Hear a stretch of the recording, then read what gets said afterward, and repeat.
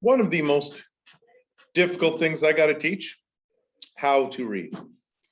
So in a bunch of my videos so far, I've covered an idea or two, but as I was just asked the question about how do I teach reading, let's put at least some of them together in one video. So it's like a greatest hits. First, the student has to want to. The student has to say, I want to read. There has to be an element of motivation on the part of the student. If the student won't read, there's nothing that can be done. I will certainly be enthusiastic. I will jump. I will go crazy. I'll give all kinds of reasons why they should read, but essentially the student has to have their own reason as to why. The reason could be because a teacher I like told me to. The reason could be because a teacher I hate told me to, and I need to get the heck out of this class so I never take it again. I want to get smarter. This topic genuinely interests me. Whatever the reason is, you have to first give yourself a reason to read. Two, another thing I teach, read for intent, not content.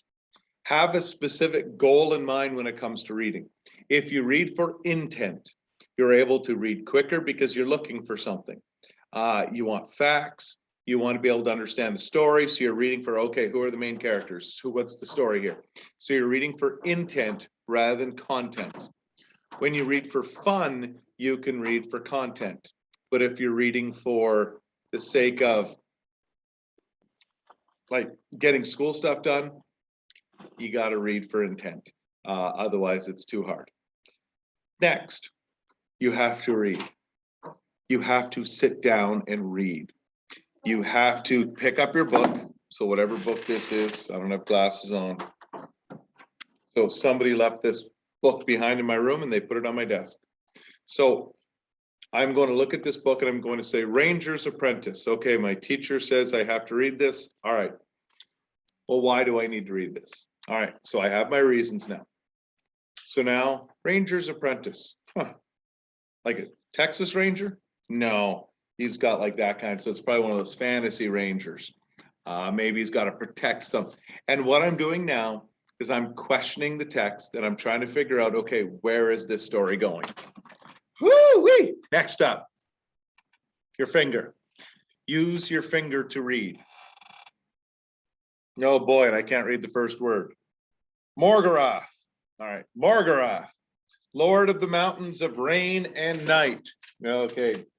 Former Baron of Gorlin in the Kingdom of Arluin, looked out over his bleak, rain-swept domain and for perhaps the 1000th time, cursed. This was all that was left to him now, a jumble of ragged granite cliffs. Oh, I'm reading it out loud. But if you're reading quietly, use your finger, because what it does, you're following your finger and you're less likely to have that happen. You're less likely to, oh, where was I? If you are a strong reader, you don't need to do this, but use your finger. Next, here is the one I can't get my students to do, and I wish they would. So what's the story about? All right, so there's this baron, and he looks out and he cursed at something. I don't know why he cursed. Let's find out why he cursed. Even though it had been 15. All right, so apparently this place is his prison.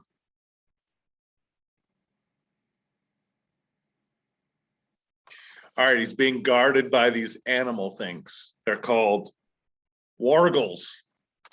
Darn wargles.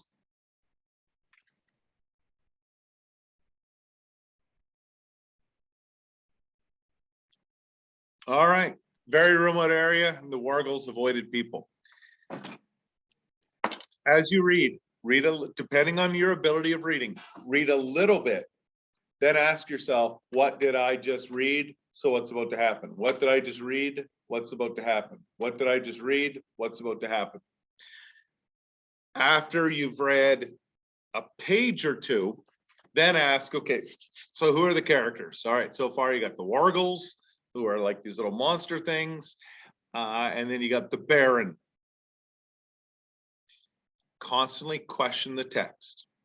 This is how a reader reads. Now, a reader does it automatically. So if I was reading this for funsies, I wouldn't use my finger. To be honest, I probably wouldn't even question text all that much, because if I'm reading it, it's because I want to. And my intent to read it is content, because I would read it for fun. Now, I'm not going to read this book, but there are others I would read. I'm not going to read about the Wargles this time. Maybe next time we'll read about the Wargles. So that is how you read. Oh, no, it's not. That is part one of how you read. However, time-wise, let's call it good.